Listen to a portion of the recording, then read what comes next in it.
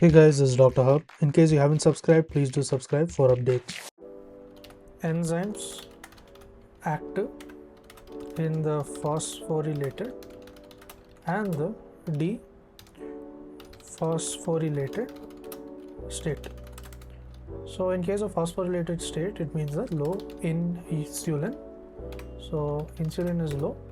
And what are the components? It includes the fructose. The fructose 2,6 bisphosphate. Next comes the bisphosphatase. Then comes the PEP carboxy kinase.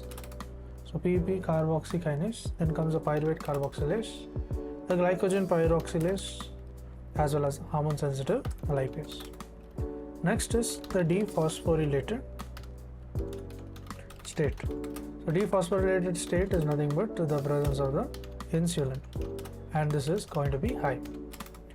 And what does it include? Before that, recapping the phosphorylated state: is PEP carboxylase, pyruvate carboxylase, fructose 2,6 bisphosphatase, glycogen phosphorylase, and the hormone sensitive lipase. Now in dephosphorylated state, high insulin, it includes the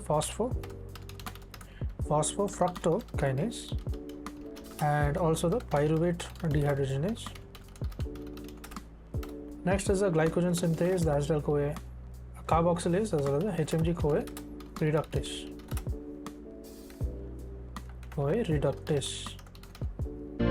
To learn and grow daily like this, please do subscribe.